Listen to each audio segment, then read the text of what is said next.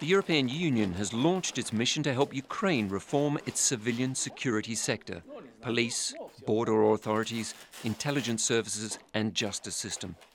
From the capital Kiev, dozens of senior officials and officers from around Europe are working to build trust with their counterparts in Ukraine's interior ministry, the security sector and courts. This is not a training mission, nor is anyone armed. It's about providing strategic advice to Ukrainian officials on anything to do with the rule of law, except for defence matters. By March, more than 100 international and about 75 local staff are due to be working from the EU Advisory Mission's new headquarters, counselling and mentoring officials in Ukraine's civilian security sector. For the moment, the search for the right building goes on, just one of EUAM's many challenges. In the few months since a fact-finding team arrived, staff have been talking with their local counterparts and civic partners, listening, forging relationships, trying to understand how best to help Ukraine, even as conflict simmers in the east. It's not an easy job. It's going to take a lot of time. How far we go in 2 years is nobody can at this moment tell. Trust must be re-established between the police forces and the people.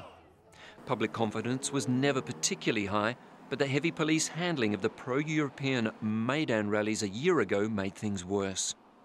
Corruption is the biggest challenge the EU mission faces.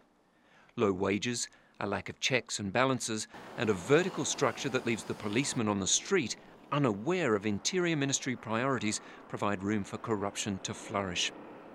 Ukraine is setting up an anti-corruption bureau to help restore confidence.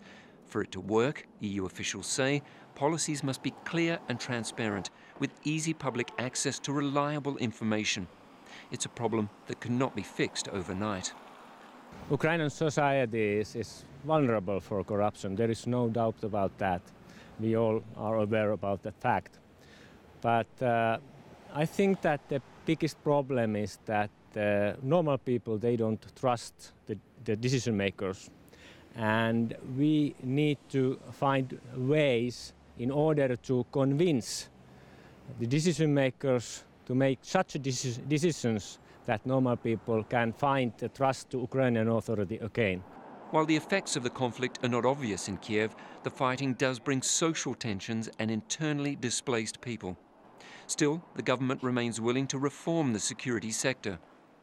Reform of agencies like the traffic police is being carried out under the association agreement that's the foundation of Ukraine's relations with the European Union. That means getting EUAM staff as close as possible to all the security wings, including the intelligence service, the riot police or the border guards.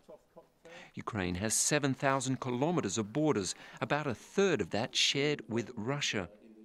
The border police were the first hit by the conflict. They seem optimistic about cooperating with the European mission. Ukrainian border guards are very committed to move on reforms toward European standards. And we really hope that this new mission will be of a great help to do that and to achieve this goal. But this is just the start. EUAM is a long-term project.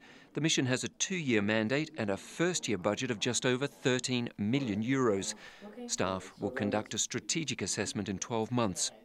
For now, the focus is on building relationships and establishing trust between the EU mission and the Ukrainian security sector, but also on restoring citizens' confidence in their forces of order.